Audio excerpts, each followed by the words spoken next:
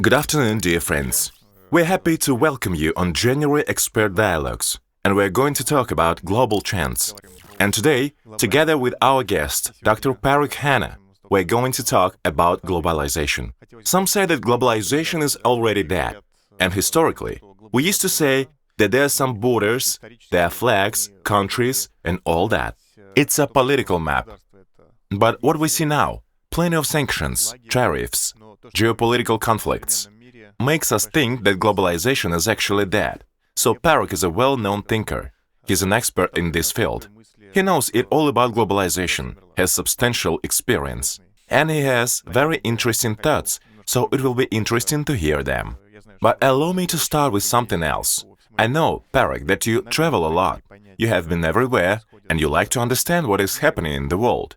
So perhaps you could recall something, a situation where you thought that the old world is gone, the new is here. Well, thank you so much for having me here with you today. It's really a pleasure. I do have a couple of very specific memories about the transition between old and new orders from first-hand experience. And the first is, of course, unforgettable for anyone who is perhaps over the age of 45. It was the fall of the Berlin Wall. And I know that depending on what side of the wall one was on, there will be very different interpretations of its significance. But for me, personally, I was there. My parents took me there just 1 month after it came down. So it was December of 1989, just shortly after the famous day, 9th of November, 1989. And I got to sit on the wall. I got to hammer at the wall myself. And of course, it taught me that many divisions are artificial, and that countries don't necessarily always fall apart. They can also grow together. Within 1 year, you had the reunification of Germany. Again, it means very different things on either side of the wall and in a certain distance from it. But living that taught me a great deal. I also come from a family that was divided by the partition of India and Pakistan. My father was born in Lahore, India. My wife was born in Lahore, Pakistan. To put it in perspective, the same city but two countries across a generation. So as you can see, my whole life has been shaped in many ways by thinking about geography, whether it's connected or divided. But I'll give one more example that I think many of your audience can relate to. It was the World Expo in the United Arab Emirates that was hosted originally in the year 2020, but because of the COVID pandemic, it was delayed. And of course, many tens of millions of people visited Dubai and Abu Dhabi for the first time. And what I noticed was that the officials of the government were very, very focused on greeting every delegation from every country all over the world. A small country was playing host to everyone, and despite their limited manpower or human capital, they went out of their way to turn it into a diplomatic convening, and they made 196 friends that year, if you think about it. Every country had a pavilion, a delegation, and the leadership of the country went and shook hands with everyone every day to welcome them, to host them for the 6-month period. And that kind of goodwill will last for a generation or perhaps even longer. So that to me was also a turning point when a country that was not a traditional leader stepped forward and was the real host of the world in a seamless, very, very positive way. Well, you're talking about connectivity and relations between people. So in your works, you talk a lot about countries. Well, traditionally, as we traditionally understand it, they tend to turn into hubs, and connectivity starts to play a bigger role. So in our day's world, what's more important? Tech companies, cities, countries? Well, the short answer is all of the above. And the longer answer is that it depends on where, and it's the layering of those. First of all, if we are not emotional, if we can be objective about the role of the state and countries, the fact is that in 1945 there were only 51 countries, and today there are 200. So not all states survive. The median state in the world, or let's say the average state, is relatively small, not as big as Russia. Russia is still the largest country in the whole world. Most countries are very small. The average population is only 10 million people of a country. And so countries depend on cities as much or more than cities depend on countries. There are cities today, think of Cairo, for example, or Istanbul, that have been around for many thousands of years. The empire or the state that governs them is very fluid and changing, but the city is a permanent unit. So cities, states, and of course, the degree, this has been the principal argument of my work, is that if you take a lens of physics and apply it to international politics or to geopolitics, you think differently about size. You think instead about mass and gravity. Right? So a country, for example, I was talking about the United Arab Emirates earlier, is very small in size, but has very strong mass and density, and it has a gravitational pull. A place like Singapore, where I live, also, as we say, punches above its weight, right? Very small in size, but very dense and therefore high in gravity. And those are the things that matter. And then if you are also host to important companies that are platforms, that are conduits of connectivity around the world, that matters. For example, Singapore has about 36 internet cables, fiber optic internet cables, connecting it to many other markets around the world. So it has that redundant capacity, high-speed internet connectivity. There are countries, as you know, that have one cable. If that cable is cut, they are disconnected from the world. The final thing I would say is that for a country to be powerful, it cannot have its key elements of power, the city, the federal government, the companies, pulling in different directions. The metaphor I always use is tug of war. The oldest sport in human history, team sport, is tug of war. If my country is a team and your country is a team, and my players are pulling in different directions, we will never win. And so the answer is all of those units have to collaborate within the country for the country to have a durable, influential role. You said that all elements matter, but I have another question.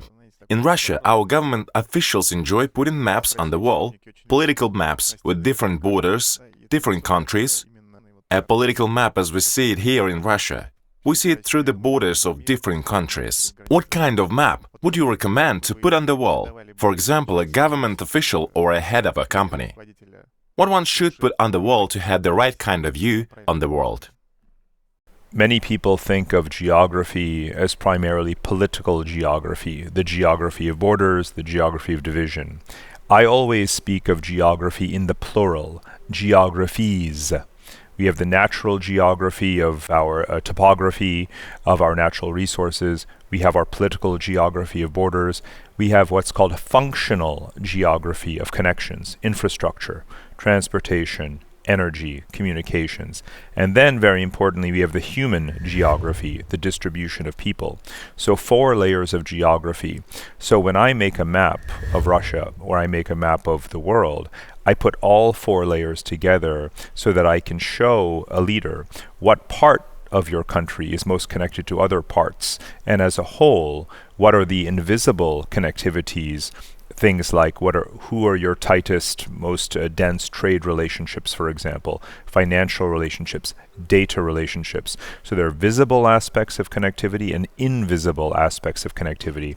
But truly we can visually represent all of these things through geographical tools. And in doing so, we educate leaders to think not just in terms of political space, but also functional space. And that is really one of the key transformations that globalization has imposed on the world, is that we think as much functionally as we do spatially. Well, you said that countries, if they work together, they may get better results. Is my understanding correct that these ties have biggest risks? I mean, trading infrastructure, digital or power infrastructure, where's the highest risk? It's a very good question. There are optimizations that countries rightly engage in because, again, most countries are relatively small. It doesn't make sense for every country in the world to have its own currency, for example, its own sovereign data infrastructure, things that they can't necessarily afford, maybe even their own armies. Think about it from the perspective, again, of this median country in the world that cannot afford to be autonomous, autarkic, self-sufficient. So we engage in the level of monetary policy, finance, capital flows, trade relationships, military alliances, people-to-people exchanges, educational partnerships. All of these things are very specific. So all of them can be risky. There are, for example, if you look at migration, let's take an anecdote. Indians have been going to the United States for a long time in very large numbers to study. But the Trump administration decided that it doesn't want to have as many Indians coming. So suddenly that's reduced. That was a risk, right? After generations. Now they have to divert and go elsewhere. So if you are a country, of course, if you've been sanctioned, then suddenly you're looking at new kinds of trade partnerships, right? So any connectivity can be a benefit, and it can also be a source of vulnerability.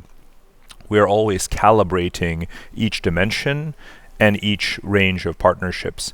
The only way to be truly resilient is to have diversification and to have optionality.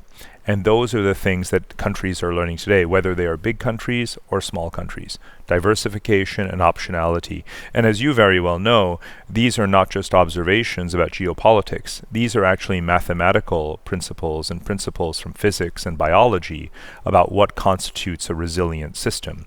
So I like to look at the world from inside out, each country. So it's like an evolution of countries. So they're trying to be resilient in this race. It is. And what's so interesting is that, as you said at the beginning, many people say globalization is dead, but the reason globalization always wins in cycles and cycles, small cycles and big cycles, is because even when we act selfishly, even when we build specific infrastructures and connections for our own benefit as one country, it actually adds up to a network of connections that many, many actors can use. So we don't intend for globalization to win, but globalization wins as the sum total of the capacity that we are building. And that's why we've had not just two waves of globalization. Many people speak about the 19th century as the first wave and late 20th century as the second wave. In reality, you can go back well over 1,000 years to trace how these waves and layers have continuously added on to each other for exactly this reason. Well, there's one story that is very important for the world right now. That is development of digital platforms. And what we see, in fact, there's another dimension for cooperation. It lies in this field. And digital platforms can give a country quite a lot of opportunities, breakthrough. But at the same time, we have platform colonization. The country that possesses a platform may affect the other countries, for example, if they don't have sovereignty or solution. So what are your thoughts on that? And this is very important because, in a way, we have to be careful about identifying a platform with a country, because we're also entering an age where some platforms are transcendent of geography. Those are known as meta-nationals.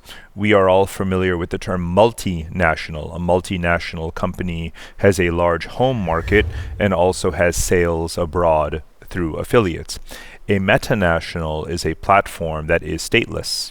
We can see this in the history of commodities trading, connecting supply and demand, but not having one geographical locus or headquarters. We can see this with the shipping industry. Countries, entire ships are flagged in one country and owned in another country, and so forth. We see it with consultancy firms. They are also stateless. They have teams of people that operate and advise governments or corporate clients around the world. But where is their headquarters? Nobody knows. And now we have it with technology platforms, where they could potentially relocate their legal jurisdiction. It could be in the Caribbean, it could be in Ireland, it could be in the United States, it could be in the Middle East, but they are providing the platform service. And they don't represent a government, right? They negotiate against sometimes the government, as we see whether it's European companies or American companies or Chinese companies, what we see right now is that, yes, we know the origin of that company. Where was it born? Which laboratory? Which university? But today, they are trying very hard to be meta-nationals because they will profit only by being as global as possible and by going circumventing or evading or resisting the restrictions. And so we have to look one example at a time, to navigate how it will play out. As we know, TikTok is, of course, a standard app in China, but with a different algorithm. But now they've been forced to sell part of it for in order to retain business in the United States and have that set of tools have U.S. ownership. Things like that. You would think that the Western community might be more unified around these things, but the European Union makes more money off of putting fines and punishments on American tech companies than it does on taxation of them. So we don't have a clean landscape there. But one point I will make is, again, from the perspective of most countries, what they are looking for, because they cannot afford to have true digital sovereignty, is that they are looking to participate in or benefit from platforms that are fast, that are good, and that are cheap. And that is the competition for the rest of the world. Because to start from any level, even with the lower cost of AI generating tokens and so forth, still it makes more sense to leverage the constantly upgraded and evolving technology coming from the robust platforms for one's own benefit. And then again, you have to navigate the tension between, are you therefore a vassal of a tech company, or are you leveraging the latest technology to strengthen yourself? And that is the dynamic that is playing out right now all over the world. Well, I think we could say that there are two types of conflicts that have to do with platforms.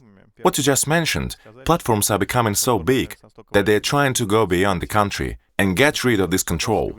So conflict number one, this is supranational platforms that are trying to compete with the government or are trying to avoid their effect or impact. And second time of conflict, one country has a platform, the other has a platform.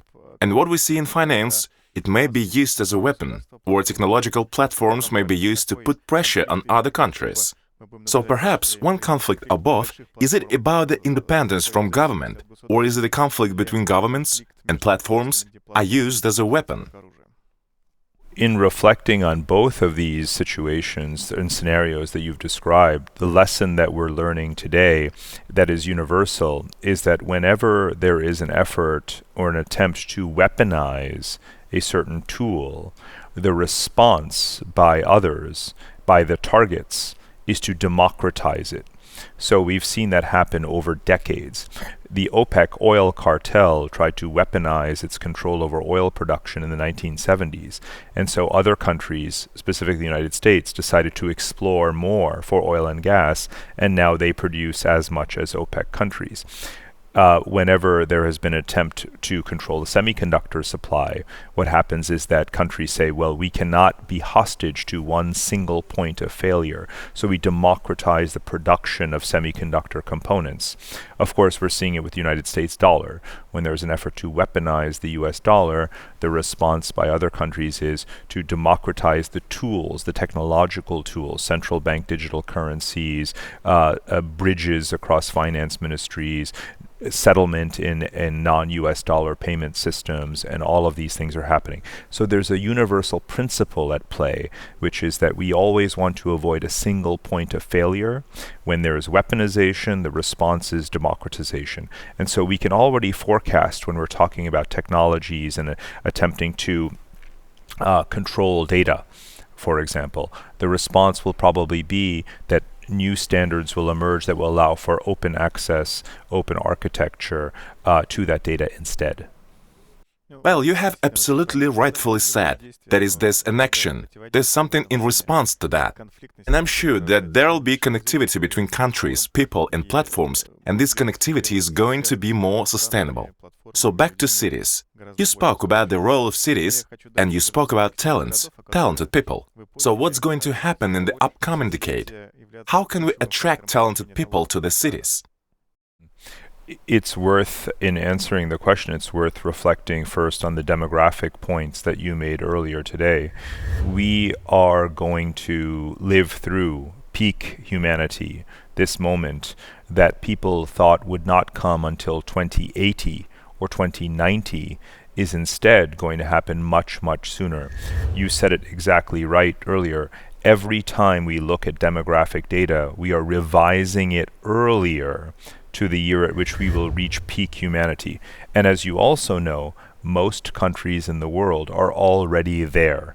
They are already at their peak. China is declining, Japan is declining, Korea is declining, fertility rates are declining.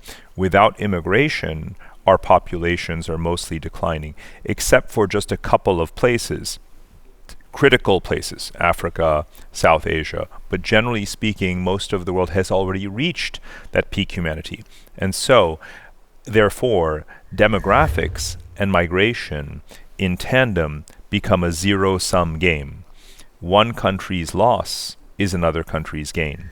And this has not been the case for centuries.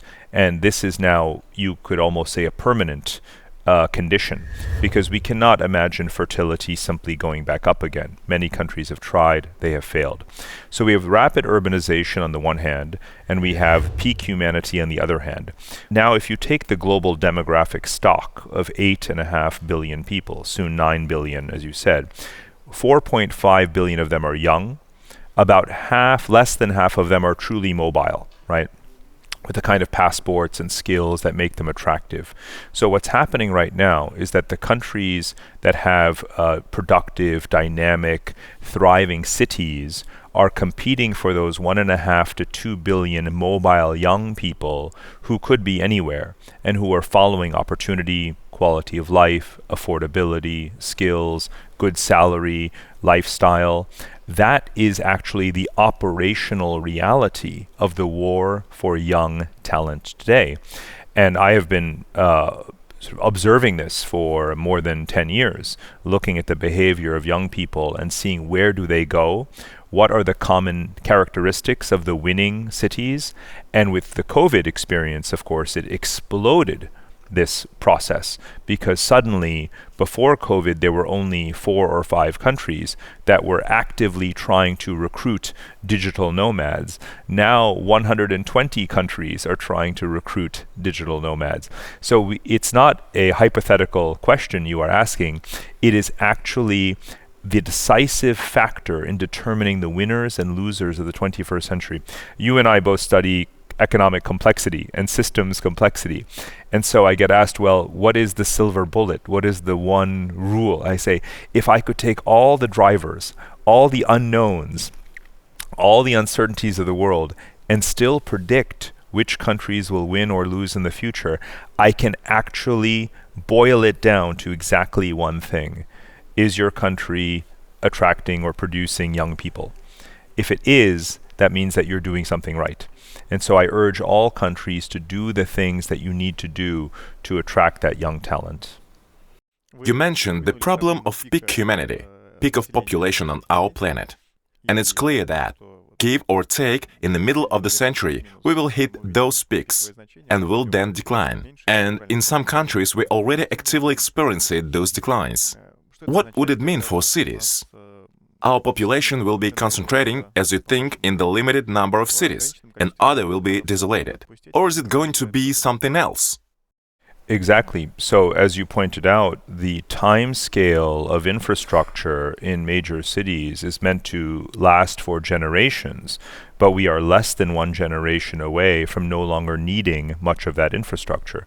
So in economics, we will simply call those stranded assets. And the reality on the ground is much more devastating when you visit these ghost cities and so forth. Again, there isn't one universal answer, because in India, the population is still growing. If you went to India 10 years ago, 20 years ago, you would say it's a 2-city country.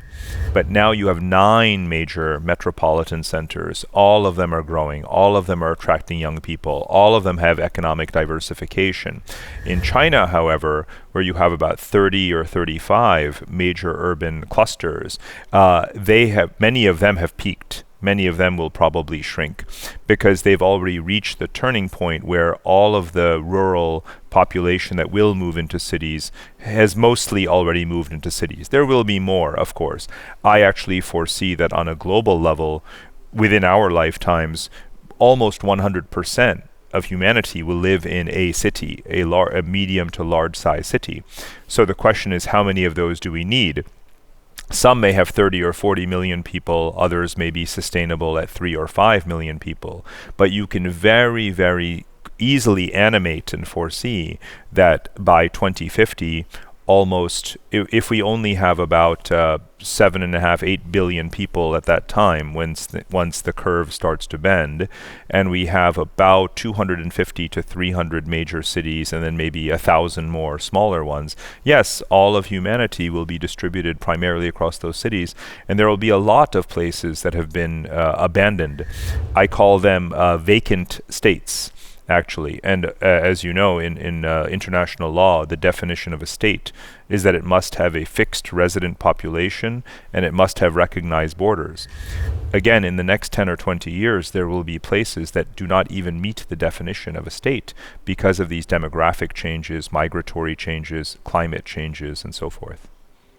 That's true. You mentioned a very important point right now. We, as any macroeconomics and experts who looks at the global picture, will like to speak about medians, but the regional definitions will be really great.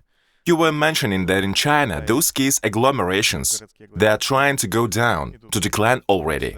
And for example, in India, and I will keep citing this example, India in the nearest decades will have to build around 30, as I think, new cities like Moscow, for example. They need around 30 of such cities. It needed to cope with the level of urbanization, 30 to 40%, and bring it up to 60% at least, and have this transition.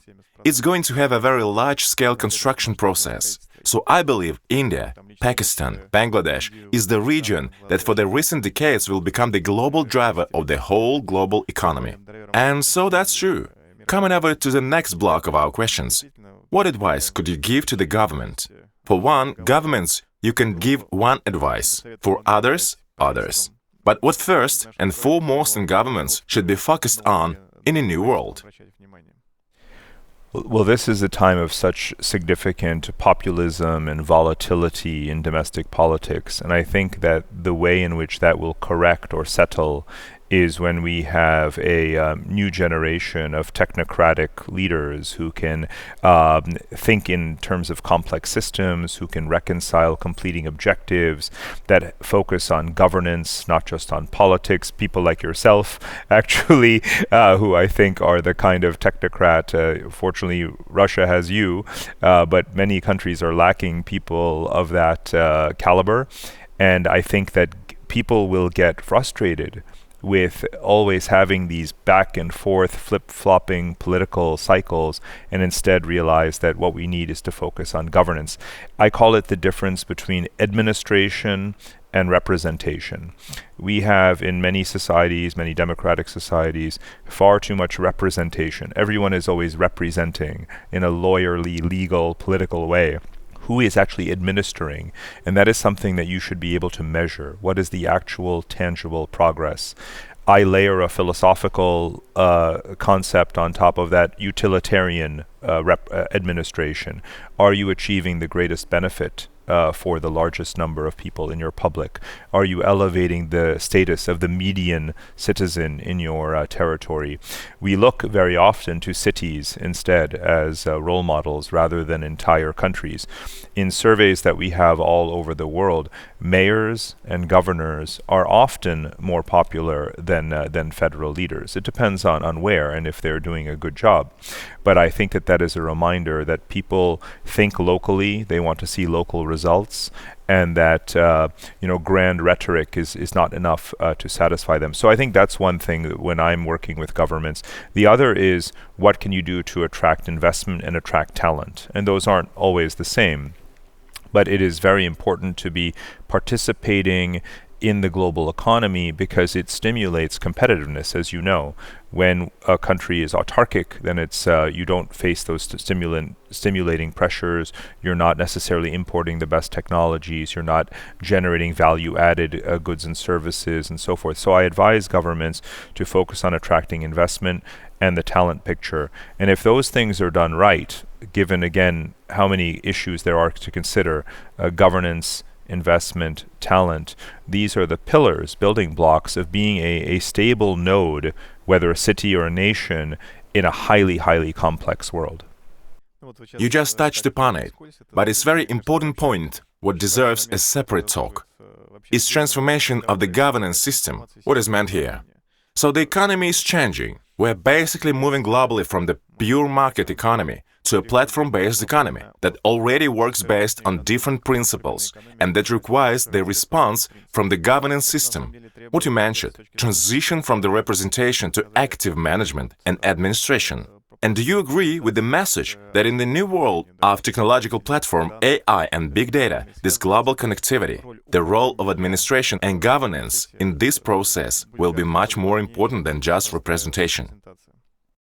Oh, absolutely. In some sense, there is a whole emerging literature and study on algorithmic governance, predictive governance. How can, again, we use metadata from business transactions, from citizen behavior, from consumer behavior to understand needs? How can we anticipate demand for infrastructure, for example, or public services, education, healthcare?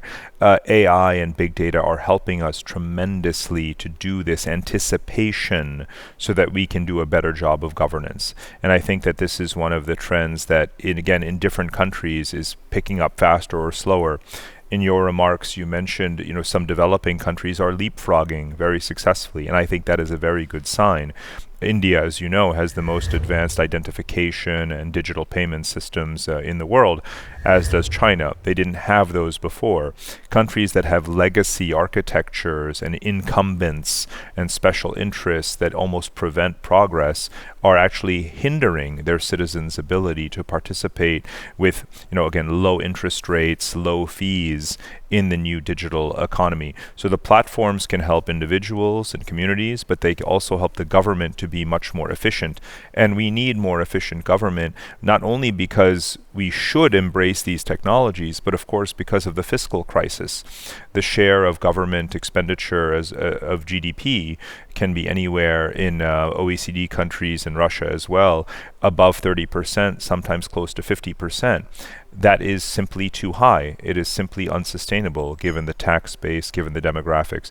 So we are being handed right now an opportunity to use technology to radically improve the efficiency of government in ways that we have almost lost the will to imagine, and we better embrace it. But I cannot say that every country will. I'm looking at the countries that are doing it right, and I am applauding those countries and supporting those countries and encouraging the others to follow their lead. And what countries do you think may try it, as you mentioned? What example can you give of the most correct behavior in the world? Well, as you probably know, I am partial to Singapore because I live there. But it is, of course, academically as well, and in the policy world, a place that is admired for many of these reasons. And I can tell you from the inside, they're always experimenting. They're always learning. One of the important intellectual turns in governance is not only to evolve or try to improve on your own past experience. The best technocrats always study the rest of the world. They go on delegations, they look at the best practices, and they view governance as a menu. When I want to manage my pension system, what can I learn from the Dutch? When I want to manage healthcare efficiency, what can I learn from Singapore? When I want to look at the role of conscription and social cohesion, what can I learn from Switzerland? And so on and so on and so on. For every functional area of governance, there is a set of countries that are doing the right things. It involves legal reform, education, climate risk mitigation, all of these things, everything that a policymaker has to grapple with, there are lessons not just from yourself, of course, but from the rest of the world. So I think that Singapore became Singapore by learning from everyone else and amalgamating it. And it's so fun and inspiring to watch in real time. I've been going to the United Arab Emirates. Well, I grew up there as a child, but I've been going there a lot for the last 20 years and working with their government and explicitly engaging in benchmarking exercises. And for 20 years, they've been asking me, what can I learn to fix this, and this? And we'll look out at the world and pull in the best practices. And so today, for all of your viewers and listeners, people who know Dubai and Abu Dhabi very well, ask yourself, how did it get to be that way? By benchmarking, by learning. So this is an exciting time because we have total information transparency to some degree over what other countries are doing, even to the level of how they're thinking about technology and how to apply it for public benefit. And we can learn and adapt in real time. So summing up, I will try to summarize and you will tell me whether you agree or disagree. An efficient state is a state that builds its platform of development based on the modern technological principles, use best practice of other countries for separate elements, and promotes very good in two key areas. The first is strengthening of connectivity to other economies to improve its efficiency and involving talents.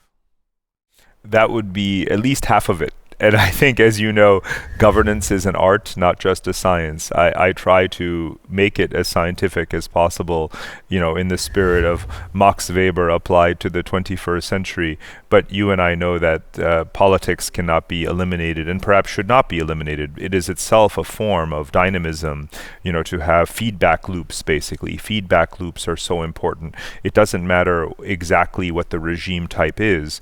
What matters is the principle of feedback loops so that we are always self-correcting. We have to manage endogenous, turbulence and uncertainty, and external, exogenous as well. So what you said is exactly right, and it's the scientific part, and then there's also the art of it as well. And I think, again, good leadership is bringing the science and the art together.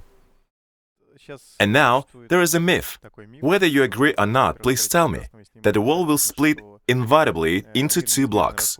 And this is key block will the US and China and everything in between. Do you agree or not? That's my first question. Whether you agree with this statement. And the second question is related to it in terms of businesses and companies. How companies can survive in the world when very often they are asked to take a side.